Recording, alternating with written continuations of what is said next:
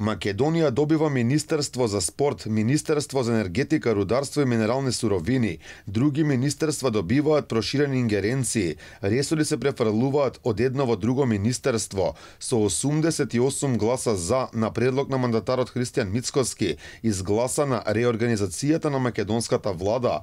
Ова представува остварување на првото изборно ветување на ВМРО ДПМН. Според Мицкоски, со реорганизацијата на владата ќе добијат македонските граѓани. Суштината на овој предлог, кој што денеска има можност да го образложам овде пред вас пратениците и пред македонската јавност, е реформи во администрацијата, а со цел да ги решиме реалните проблеми на граѓаните со ефикасни политики, со одлуки кои ќе донесат подобар животен стандард, повисоки плати, пензии, подобро образование, ефикасна социјална заштита, развиена економија и земјоделие. За да го направиме ова, ни треба добра организација на владата.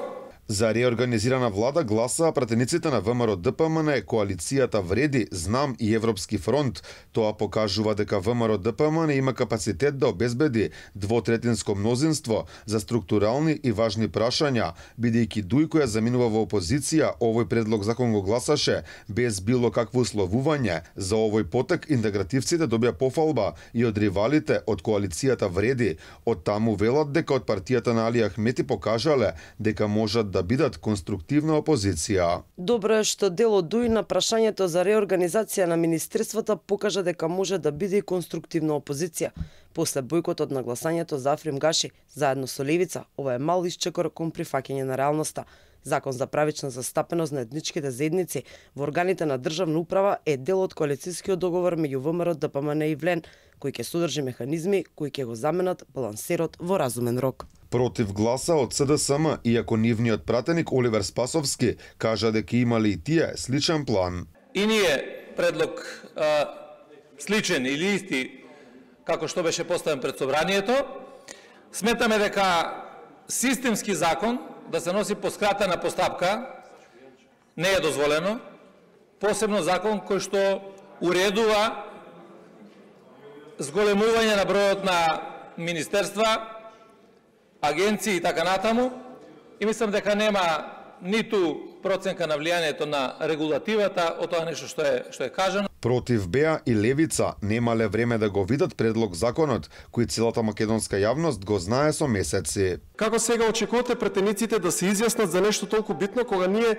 прво не можеме да стигнеме првиот предлог ваш да го разгледаме, сега не можеме ни вториот, немаме ни појма каде е измената. Ова ми беше мене предочено на координацијата, каде што јас исто реагирав. Инаку новата влада ќе има две нови министерства за енергетика, рударство и минерални суровини и за спорт. Енергетика и рударство го воведуваат, бидејќи досега тоа бил еден сектор во Министерството за економија, кој многу слабо ја вршил својата работа. Досегашната агенција за млади и спорт ќе биде трансформирана во Министерство за спорт, а секторот млади влегува во социјална политика, демографија и млади. Ресорот труд влегува во Министерството за економија и труд, а од таму се издвојува туризмот, кој ќе биде дел од Министерството за култура.